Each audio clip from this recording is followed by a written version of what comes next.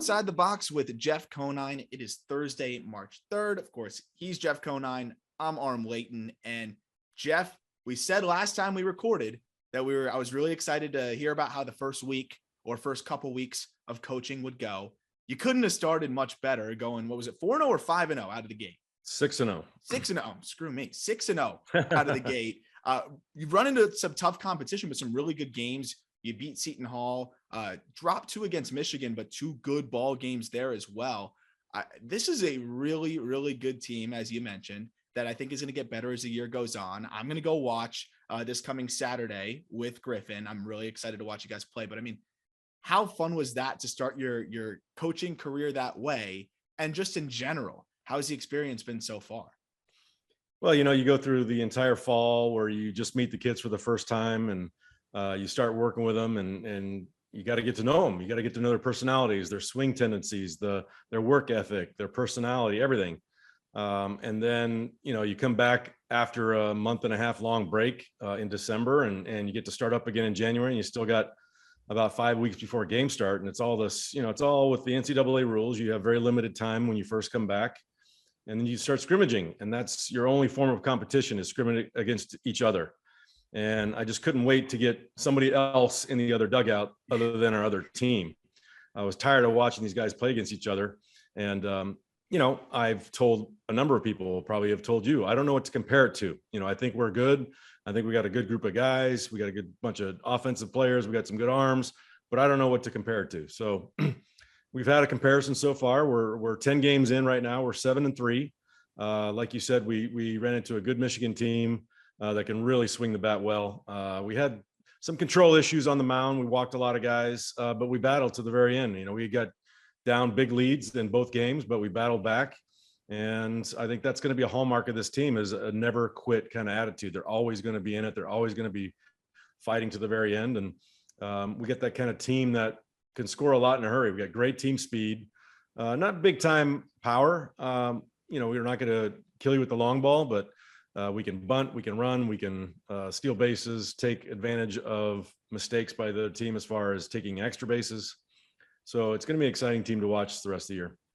It's funny because I haven't had a chance to watch yet, and I wasn't going to make any strong conclusions based on the way the team plays. But just looking at the stat sheet, I was going to bring up the stolen bases and just the bat to ball, high contact rate. Seems like kind of a throwback or old school type of approach that you guys have there, right? I mean, you're running a lot, already 19 for 20 on stolen bases so far this season. And a lot of guys that have just consistently put the ball in play. Looking at the numbers, do you feel like this is a team that's just going to be scrappy, difficult to strike out in bunches, and kind of making the pitcher work in a lot of ways? Yeah, that's I think our hallmark's going to be pressure on the defense. We're going to put pressure on the defense by being good base runners, and knowing what situations to take the extra bases, and putting the ball in play, like you said, and bunting guys over, and situational hitting. We work really hard on our situational hitting in order to manufacture runs. And I think that's what we're going to be able to do well, is that manufacture small ball type game.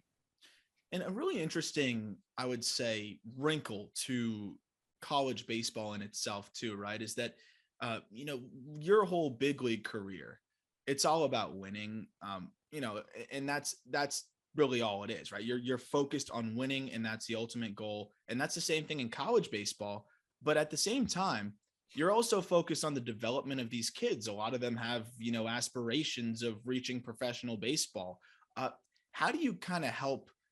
I would guess the best way to put it is just aid that balance between the two of, playing for the team, playing to win. And ultimately, I think everybody has that goal, while also focusing on the individual improvements and getting to the ultimate goal for these guys as players themselves to, get to where you got ultimately in your career. Well, you got to recognize first what guys on your team are even going to be draft eligible. Like, not draft eligible, just age wise or year status in school. Is, do they have the skill set in order to attract a scout to sign them to a professional contract? All in all, we emphasize 100% every single day. You're playing for the name on the front, not the name on the back. This is a team game.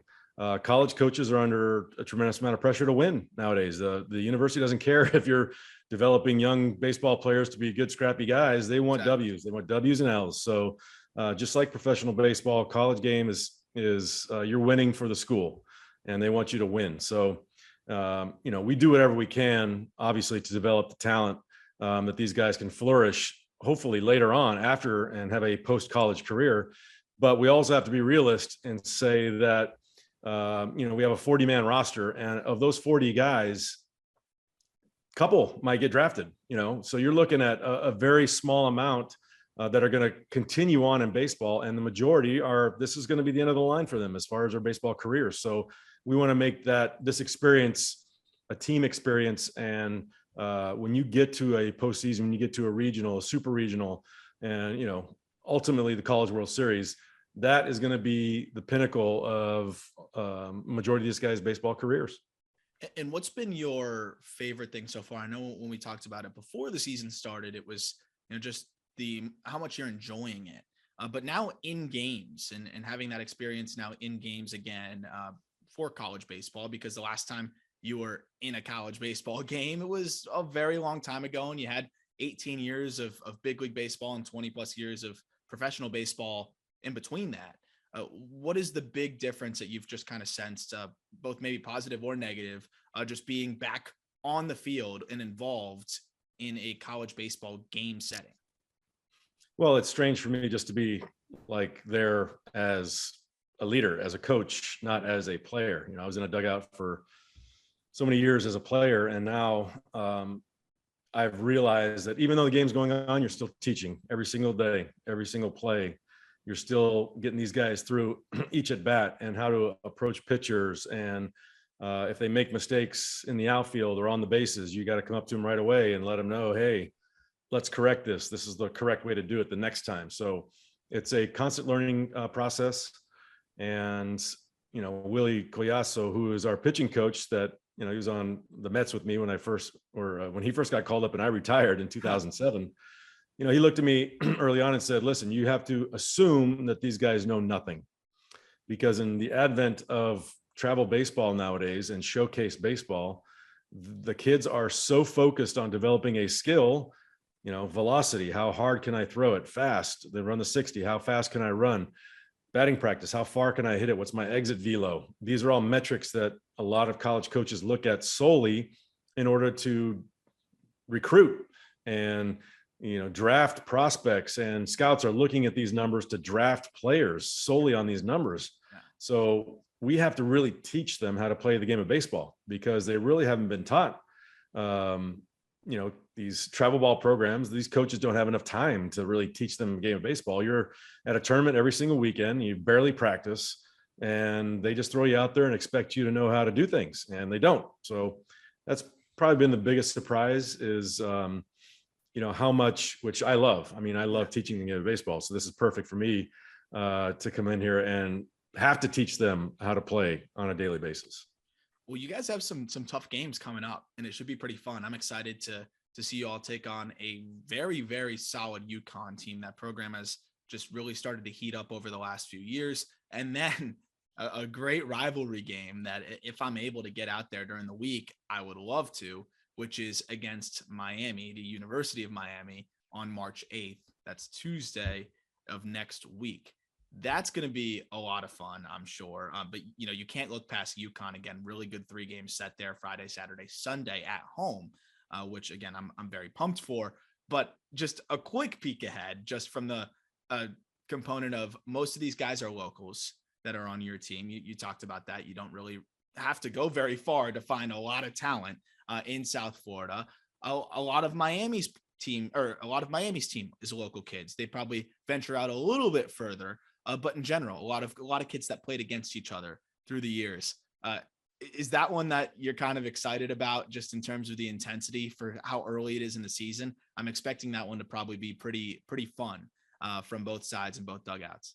Yeah, that's the crosstown rivalry. So is a storied program that gets a ton of recruits, and a lot of the guys that don't end up committing to Miami might come to FIU because it's right across town and it's local. And so a lot of these guys have played against each other. They grew up playing against each other. They know each other well.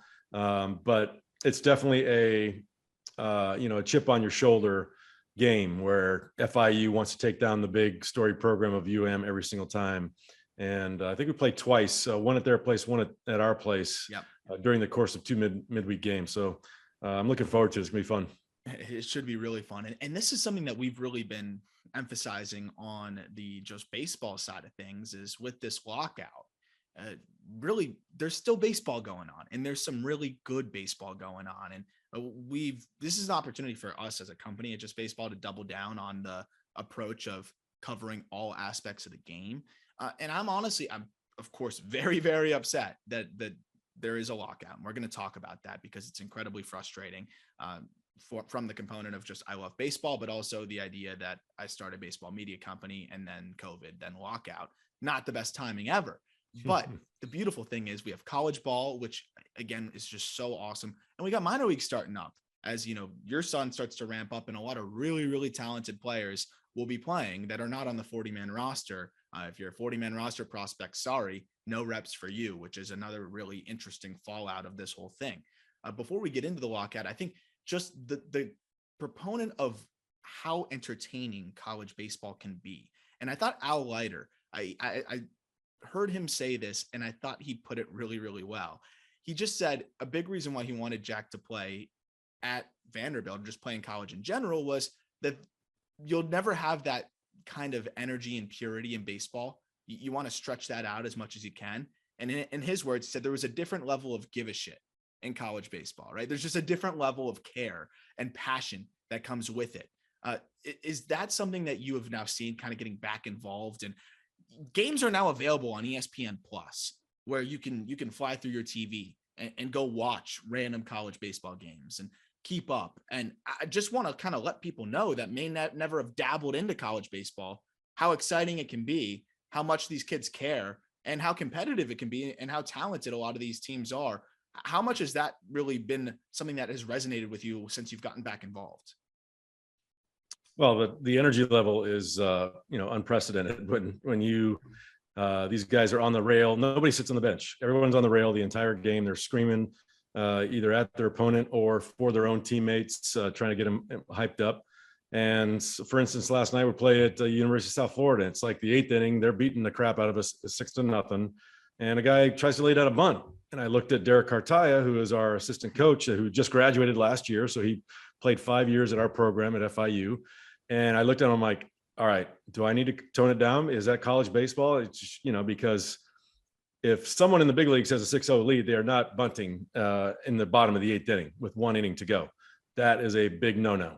But he looked at me and goes, yep, that's college baseball. You play until the last out and you try to do whatever you can to score as many runs because it can unwind in a hurry. And that is something I've found is like these kids, they play hard to the very end. And obviously they're not as talented as a professional major league team. They make more errors. They make more mistakes, both mentally and physically.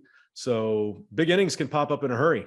Yeah. And these college coaches know that and know that they're going to do whatever they can to score, no matter what the score is on that big board. They got a 10-run lead. Well, that might be a little bit off limits, but a 6-run lead was not off limits last night when the one guy tried to bunt and another guy took off running with a 6-run lead. So I, of course, wanted to go out there and strangle the kid, but nope. I was told that is par for the course. Get used to it. I bet this year you guys will have a 6-run comeback at some point. Like, that is very true though. And in college, we almost did. We were down 7-0 to the Michigan Wolverines. Yeah. 7-0. We came back to 7-3. They went up 8-3 and then 9-3. And then we came back to 9-7. They went up 10-7. We came back to 10-9. Wow. And unfortunately we ended up losing 15-9 or 13-9. But we had opportunities to take the lead at 10-9. So it was a crazy, crazy game. So there you go. You got to keep the foot on the gas. So that's the difference too, is a little bit of the old school rules that still apply in baseball at the major league level. Maybe not as much in college. And that's always an interesting thing as well, and an interesting wrinkle. Speaking of just old school and the approach to Major League Baseball right now, a tale that is old as time is owners being a tad greedy and players maybe not agreeing with that, but it's just always to a certain point where it becomes almost just too much. And I think we've hit that point in Major League Baseball quite evidently. Now that games have been canceled through the first two series, at least, it's probably going to be a little bit more than that. And a lot of the big sticking points so far have been the competitive balance tax, which or threshold, which to me is interesting because most of these teams aren't even going to sniff that amount, which is of course just the soft cap, basically, right? You get taxed for every dollar you are above that. Most teams don't really go above that. The other thing is the pre-arbitration bonus pool, right? And that's for the players that, are putting up great numbers. They're not eligible for arbitration yet. They're making the minimum salary. And they want to have a pool that gets allocated to the top 30 players in that, spot of their experience or years under their belt or lack thereof. Big disagreement there between the players and the owners. And now everybody loses.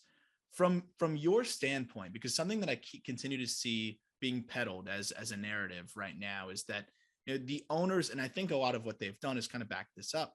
Do the owners really care about losing a month of the season in April? From your experience as a player and also in the front office side of things, I'm not saying that particularly the ownership that you were a part of didn't care, but just from your understanding of the structure of how MLB front offices work in general now too, it seemed like the owners didn't really care if the first month of the season was going to be delayed, with the focus really being on the back end and the postseason expansion. Way more money there that would make up for it more than comfortably. Does it seem like the owners are not really that worried in your experience of missing a month of the beginning part of the season? Well, it sure appears that way. It appeared that way in '94 when we went on strike, that they were holding steady with their demands. And, Mm-hmm. it's just a black eye for baseball in general. The fans want to get out there and see games. And, April, 1st of April or 31st of March, whenever that Monday is the start of their baseball season. All the baseball fans want to go out and enjoy it. And this year they're going to be delayed some in doing that. So, and honestly, I don't know if some of the owners even care. I don't know if a lot of them probably aren't even hands-on in their ownership. They own the team, but let somebody else run it. And when they go to these meetings, they just go along with the status quo, or whatever the majority is going to be is like, yep, whatever you guys want, we're fine with it. I don't know. I haven't been in those meetings, so I don't know how boisterous they are in there, if they actually speak out and speak their minds about these things. I don't know. But, the fact of the matter is that no work stoppage is glamorous, or, it's always going to leave a bad taste in the fans' mouth for sure. And players and owners, it's a battle. And it's like any other industry that goes on strike or has labor relation issues. Baseball, just because it's a sport, doesn't mean that they're immune to that. We're a union as well with the players, and we're fighting for our rights and fighting for what we believe is fair. And the owners have the right to do the same. What do you have to say for those who, and this is always the very interesting and I think somewhat simple-minded perspective, but it's a common one, that they boil it down to millionaires fighting billionaires, and they're saying you're still getting paid millions of dollars to play a kid's game. Like, get over it. What would your reaction to that be, or what would your rebuttal or explanation be to the people that do say that? Well, for one, billionaires are billionaires for a reason. They're extremely successful businessmen that have built up a lot of times a lifetime of success and wealth, and they decide to get into the sports franchise area, and they buy a team. Well, they have every right in the world to continue running a business and make money. You look at the professional athlete, these guys are in the big leagues at 23, 24 years old. And I don't think that the majority of fans realize that the average major league career is only 4.5 years. Yeah. And most guys do not make millions and millions of dollars, and they're looking for a job by the time they're 27, 28 years old. And if they signed out of high school, they have no other skills in life other than playing baseball and being an athlete. So now they've got to get out there, and whatever money they've made is not going to last them the rest of their life. I think that is a thing that most people, if you just stop them and ask them on the street what the average major league career is, I think Most people say 10 years. Yeah. Everyone plays for 10 years and makes $100 million, and they're going to be set for life, and they can give all their kids and grandkids everything. Well, that's not the case for a lot of guys. So that's why they're trying to beef up the early years of these guys' contracts. So when they get out of it at 3 years, 4 years plus, they have a little bit of something to start their life with. Yeah. I think that's the explanation that I was hoping you would say, because I don't think people realize that they're also, the years leading up to that, they are really not making anything. Like, you have nothing saved up when you're working in the minor league, or when you're playing in the minor leagues. In fact, you're probably losing money. You're dipping into whatever savings you had. Well, and not everyone's a bonus baby. No. When you get past the 10th round, you're not making a whole lot bonus wise. So you can't fall back on a big bonus check. That's reserved for about the first 2 rounds of any kind of significant money. And then after that, it's a decent chunk, but it's not something that's going to be life altering. What age were you when you hit free agency, or were supposed to hit free agency? I came into the league pretty late. So I first got called up when I was 24, and I got hurt, came back up again when I was 26 with the Marlins, or maybe even 27. So I wasn't eligible for free agency. I was 32. There's a lot of 32 guys years like old. that now. There's a lot of guys. And this is why it's such a big topic. It's for the players like yourself that come up a bit later. Especially that there's relievers, for the most part, too, reinvent themselves. They get up at 32, or they are finally eligible at 32, but they don't get to get paid till that point. I mean, that's really, really, really frustrating and difficult. And that's a big reason why they're fighting for what they're fighting for. I just want to get your thoughts real quick on this statistic, which I thought blew my mind. MLB revenue between 2012 and 2019 went up 53%. During that same duration, median salaries decreased by 30%. So I'll say that again because I butchered it. From 2012 to 2019, revenue went up 53% for the league. In that same time period, median salaries went down 30% for players. I mean, how are they even able to get away with something like that? And it seems like there's no middle class player wise in baseball. It's either we're going to go get the superstar and pay him an egregious amount, which is another thing that I think a lot of outsiders just focus on, or we're going to go use our analytics, and we're going to use which works in a lot of ways. The Rays do it really effectively, and go find a guy that can do the same thing as that $5-6 million dude to play on the minimum. And we're going to go find a diamond in the rough, or we'll go platoon 2 guys that can do it.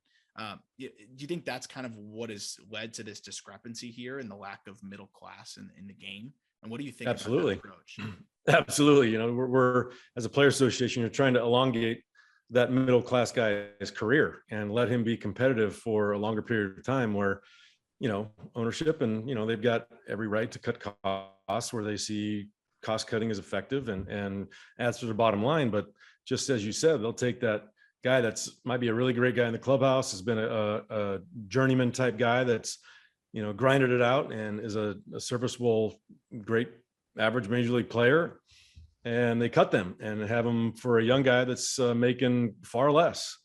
So I didn't even know those numbers until you just read them. So that's pretty alarming when, and that's what we want. I know I don't know a lot, but back in the day when I went through these labor strife, these labor issues, it was all about growing the game at a certain rate and us getting compensated at the same rate going with it. So, everybody's benefiting. But that's a huge separation right there. Yeah. And that just doesn't seem to be the case. And the crazy part too, is in the 90s, I felt like at least at that point you had a little bit less of this issue, because you didn't have as much of the guys trying to find or teams trying to find diamonds in the rough and replacing those experienced players. We're seeing the duration of careers get shorter and shorter and shorter for that reason.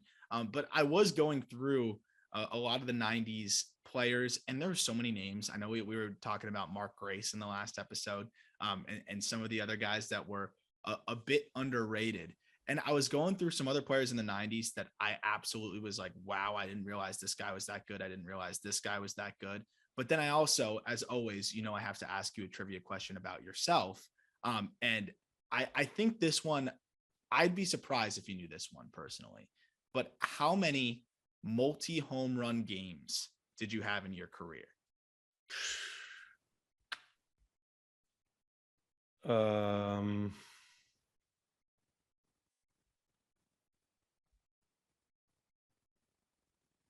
This is one that I'm going to guess 11. 11 is close. It's funny because the one thing I want to say before I preface it is the other thing I was going to look at was how many 4-hit games you had, but there was a ton of those. Do you even have any idea how many 4-hit games you had? No, It was a lot. How many 5-hit games do you think you had? only one. You knew that one. I knew that one. The one instance we'll always remember. But here is, let's see what the number is. I forgot it for a second. 1, 2, 3, 4, 5, 6, 7, 8, 9 9 run games. It's pretty good. Do you remember what the 1 5-hit game was? It was in Boston. I remember that. You remember who were you facing? I'm not sure on that one. I thought you would remember that one, right? Like you have the an instance where you're gonna get 5 hits. I feel like the ball is just coming in like a beach ball. In those instances, is it a little bit of luck of just getting the right pitches in the right spots? Are there certain days where you're just seeing it differently? No, I mean, you can go into streaks and be seeing the ball great. And like you said, you need a luck. You can't control where the ball is going. So you can hit the ball right on the screws and hit a 115 mile an hour exit velo line drive right at somebody and you're out. Or you can get sawed off and your back can shatter into 10 pieces and find a way through a hole or bloop over the second baseman's head for a base hit, So 5-hit games are usually a lot of luck. You're not squaring up 5 balls in a game normally, to get base hits. Some guys have for sure. But I think the majority you're getting 1 or 2 that might be a seeing eye ground ball through a hole somewhere. The craziest part about that ball game is you also set another career high in that game. Do you know what it was? What else could it have been? I don't know. Stolen bases. 2. Really? I had 2 swipes in that one. Nice game. So 5 for 5 with 3 ribbies and 2 stolen bases in that ball game. That's a game. It's a good day. That's a good day at the office. And I've got the box score up right now. Manny Ramirez had 3 hits of his own. You guys had 19 hits as a team. And I don't know if you know who I don't know. Well, actually, I do know. Hideo Nomo made this. Oh, really? He came out and pitched 5 innings. Then I've never heard of anybody else, to be honest. Bill Pulsifer. Yep. Bill Pulsifer. Yep. He only went 2/3 of an inning, but then there's one other, Sun Woo Kim. Remember Sun Woo Kim? Yeah. Went back to the KBO not too long after that. That's what the crazy thing is. There's so many names from the 90s that I got to learn. I got to study up. And that's the best part about this show is I learned more about the 90s than ever. But yeah, Hideo Nomo, one of those guys that peaked at the top and then, fell off kind of quickly. At his peak was one of the more unhittable guys out there, right? He threw no hitter against us.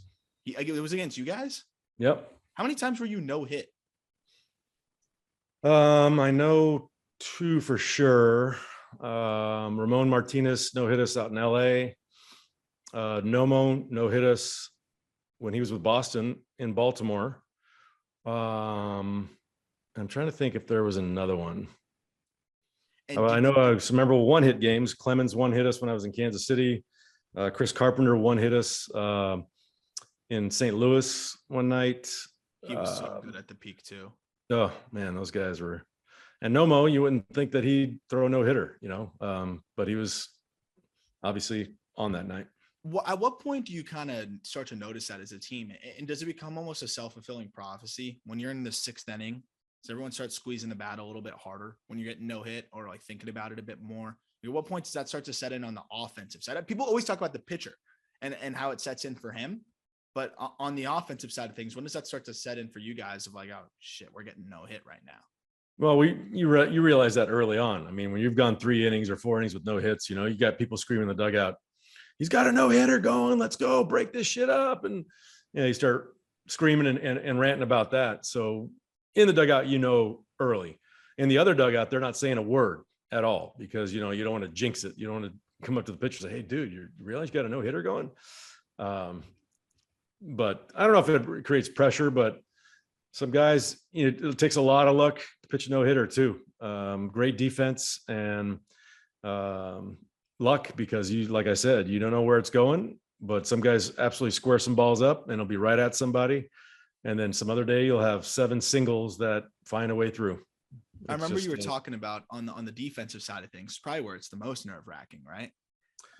Not necessarily, because you can make an error if it's not a perfect game. A perfect game is something different because you don't want to make an error. You don't want to mess anything up there. But for a no hitter, you're ready to make the spectacular play just to give an effort that is extraordinary, just because that's happening at that moment. How many were you a part of on the other side? Well, Kevin Brown, Al Leiter. That might have been the only 2 that I was a part of as a player. I know the Marlins have had, Anibal Sanchez, AJ Burnett. When I was working for the team, Henderson Alvarez. That was one of the craziest ones ever. That's one of the best. I was at that one with my dad, and he was in the on deck circle. I mean, how many no hitters have there been where the final play is with the pitcher in the on deck circle for a walk-off pass ball to solidify it? I thought that was one of the cooler things. I'm going to say probably 0. That might be the only one. It's got to be 0. And that has to be one of the cooler things. And one of the things that you always say that kind of sticks with me, and a prompt that I want to have for the next podcast is you had said early on, one of the first episodes we did, that the coolest thing about baseball is that almost every single time you go out there, there's a good chance you're going to see something you never saw before, no matter how many years you play, no matter how long you've been in the game. And that's something that I could never ask you on the spot, but I know there was one instance that you had mentioned, like a pickoff that got thrown into the stands, but I want you to think of for the next episode, 5 of the like craziest things that you never thought you'd see on a baseball field.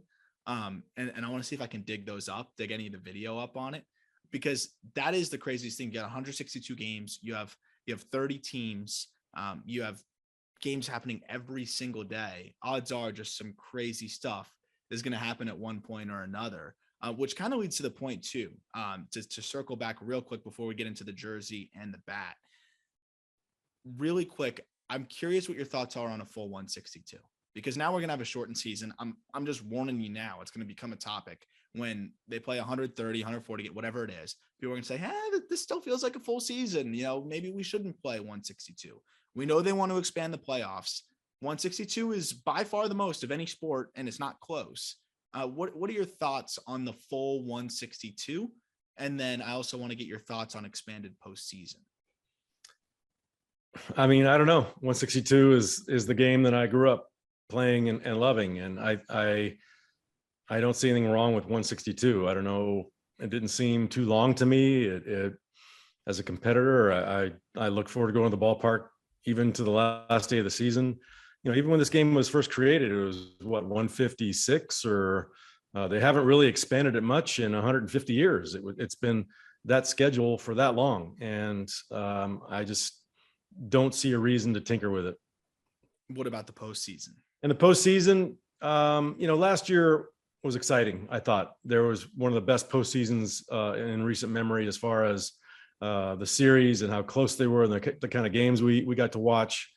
So I'm fine with expanding the eligibility of some teams to get into the postseason. I hated the one game, the second wild card. They had to play one game to determine their entire, postseason life. The 162. 162 is determined by one.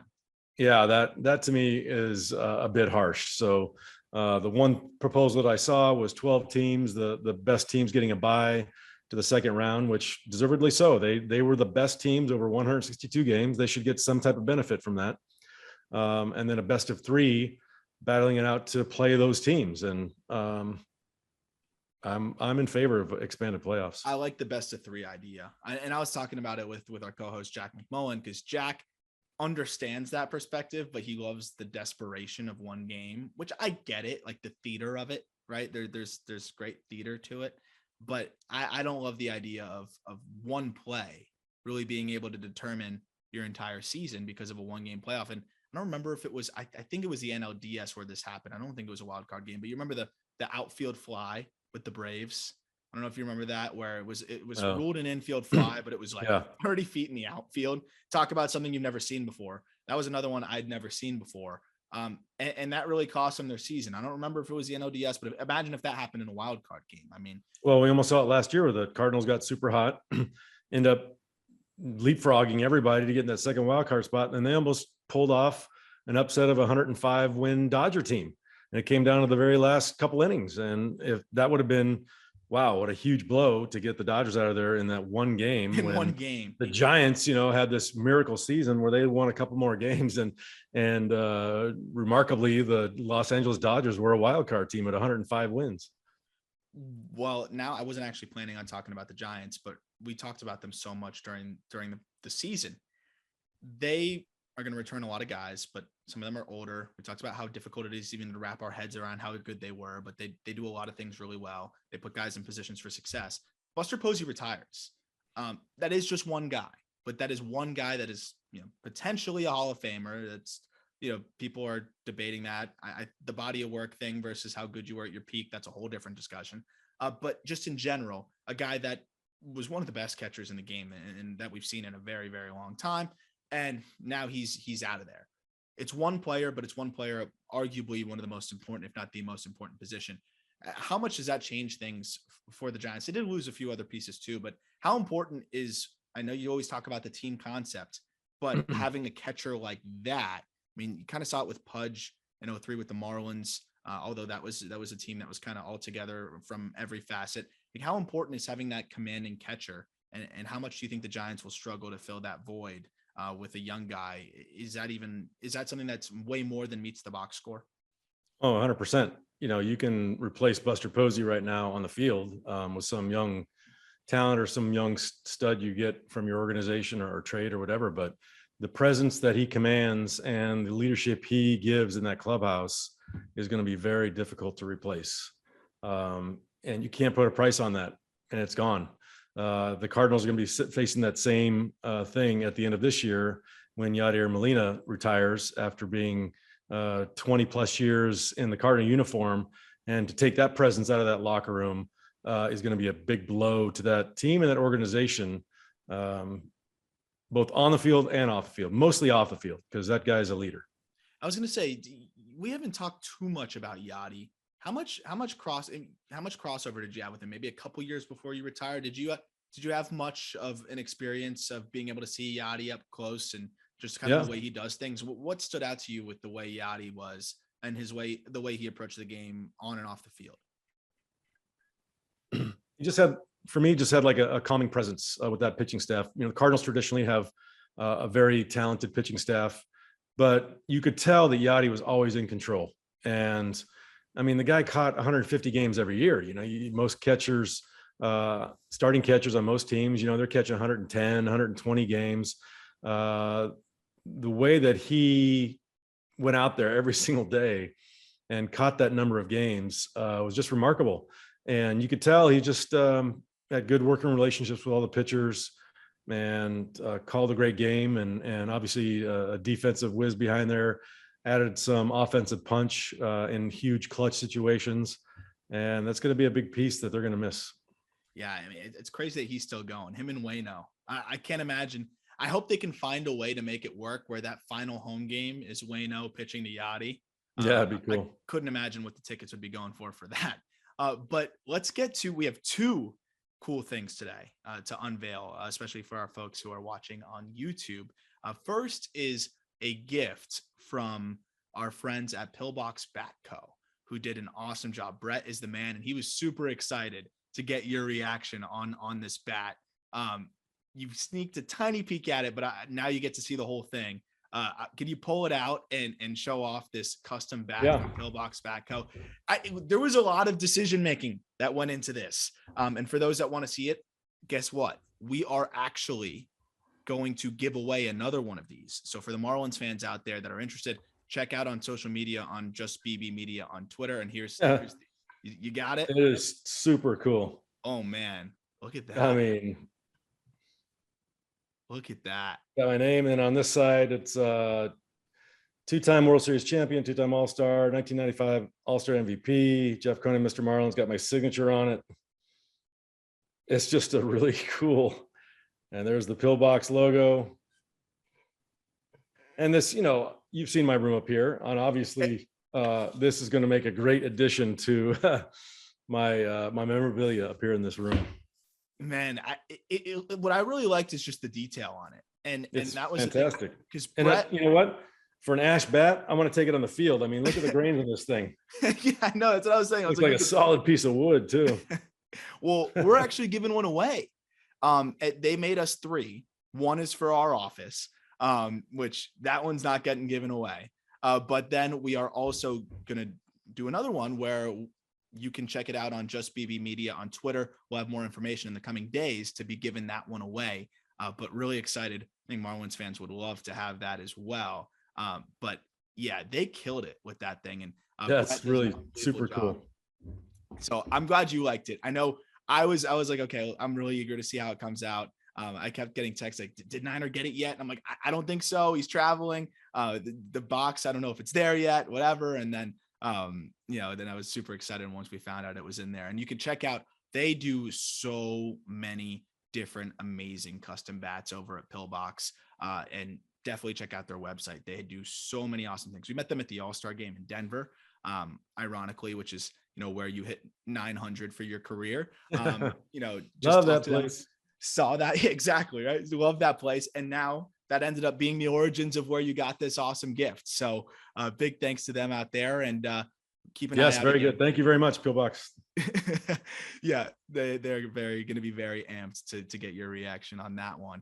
And now I have to guess what your jersey is. It's white. Okay, Cardinal. All right. We got a white Cardinals jersey. Which I think one of the coolest jerseys in baseball. I love their home. Smith. You like the Cardinals jersey as much as any in baseball? I like them a lot. I like the Cardinals on both sides of the bat. Yeah. It is an underrated jersey. I agree with that one. I still got to get out to that stadium. I got to get there. I got to get to Kansas City. We still got to go to Kansas City at some point. You're going to love it. Kansas City's awesome. I can't wait. PNC. And then I also have Cleveland, Cincinnati. But okay, what is this? What is this? What years? Can you give me like an era? Or my years. I played against this guy. And it's not Ozzie Smith. Nope. We did Ozzie. Your years, not Ozzie. A lot to choose from. There's a lot of great players in the Cardinals organization when I played against them. That's what's killing me. Can you give me like a position or infield? Infielder. Shoot. I don't even know where to guess. Like, I don't even know where to start. Gosh, this is gonna drive me nuts. Infield. You got any hint? Because it can't be like Stan Musial. So I will say that he made his not biggest, but initial impact with another organization. So like Lance Berkman? Nope. Good guess though. Really good guess. He could play. Wasn't an infielder though. Yeah, I know. I was like, maybe I forgot he played another position. There's another overrated or underrated player is Lance Berkman. That guy was stud. That guy could hit from both sides. Yeah. Such a nice swing. Yeah, I was going to say overrated. Jeff's just firing from the hip right now. Way underrated. Way underrated. I agree. Talked about enough.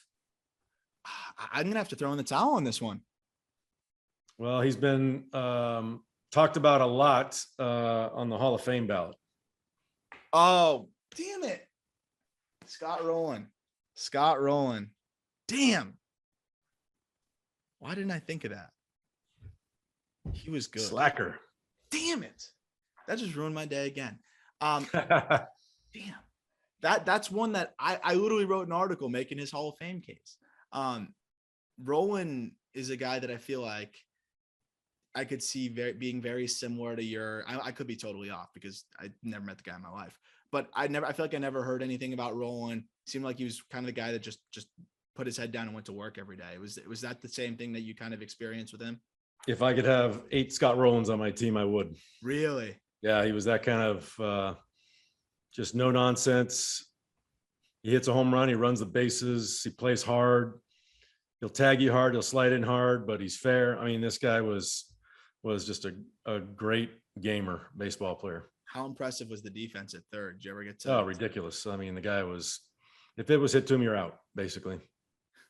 There were guys like that, right? Where when you hit it, you're not not even really thinking about you could chop it into the ground. Normally you'd bust it down the line. You still know you have no shot. Yeah. Arenado is the same way. Marquise Grissom, Andrew Jones in center field was when the ball went up in the air to center field. You're like, damn it. I'm taking a right turn back to the dugout. That's all there is to it.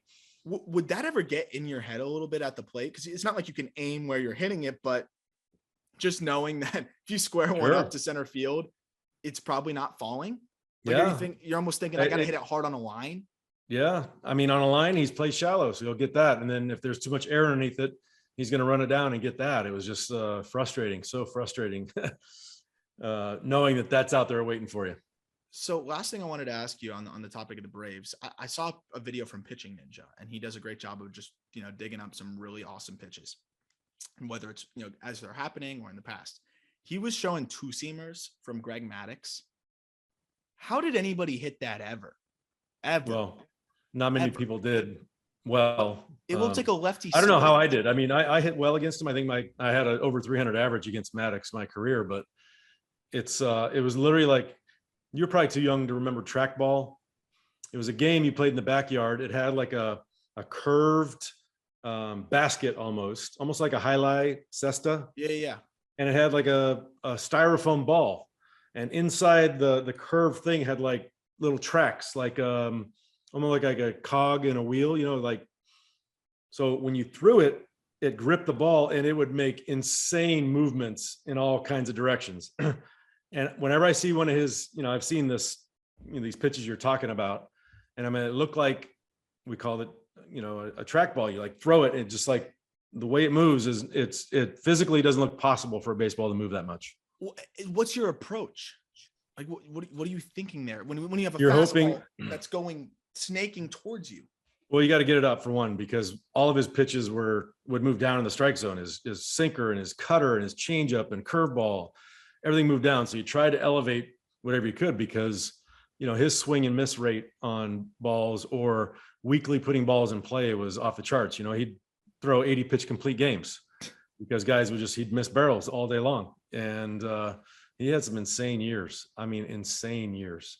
Yeah. So that now we have 2 topics for the next podcast. Another topic I want from you is I want you to build a pitcher with the 5 best pitches that you've seen, right? So best fastball, best curveball, best slider, best changeup, and build the ultimate pitcher. That's next too. So we have 2 of the topics for next episode. This one, I really wanted to get as much of your thoughts on FIU in the lockout as possible. So by the time we have the next episode, I will have seen you guys play in person. I'll see you in your element coaching. All right. What's the over under in your collegiate career, you think, of being tossed? I'm going to put it at 0.5. Would you take the over or under in your career as a coach of being tossed? What's 0.5 mean? Like 0 means the under hit, 1 means the over hit. So how many times am I going to get thrown out? Yeah, your collegiate career. You only got tossed in your big league career once, right? Yeah, once. No, I'm taking the over on that. You think you're going to get tossed? Yeah. Oh, really? You think there's just a different level of level of badness out there that is going to require some shouting? Oh, well, now I'm much more excited to go to games. If I catch a game where you get tossed. Our head coach, Mervel Melendez, has said to me how much he appreciates me in the dugout because he doesn't have to say everything now. Because I'll do my little chirping over on the side there when they make bad calls, so he doesn't have to. So we're kind of a two-pronged attack, and he's definitely going to get thrown out. Oh, 100%. I 100%. I had the pleasure of meeting Mervil, and he's an awesome, nice guy. But you got to be intense, and you can see that intensity in him. The love he has for the game. He gets fired up, and oof. I could see him getting tossed. But I'm definitely looking forward to the episode we have after you get tossed, because that'll be a good one. But yeah, that'll do it for today's. I'm gonna lose some sleep over Scott Rowland, especially because I think he actually is going to be a Hall of Famer. Seems like he's trending in the right direction with all of these steroid guys kind of falling off the ballot. You got to vote for somebody, and Rowland has the body of work. And you talk about the things off the field and the relationships and just being a good rep of the game. So that's another one that, in that jersey collection just seems to be aging well for you, that more and more of these guys in your jersey collection are, turning into Hall of Famers. And, but now you can add this Pillbox Bat up there. I'm excited to see where it fits into this awesome collection for those who I got a spot actually, right. Oh, money. I see it. Right over here. I can. With the Scott Rowland. Boom. There it is. There it is. Love it. And for those who are wondering and watching on YouTube, yes, Jeff does put the computer on a ping pong table to record these. Oh, shoot. And I just remembered another topic for the next episode. I don't believe that people actually complete Ironman challenges, the Ironman races.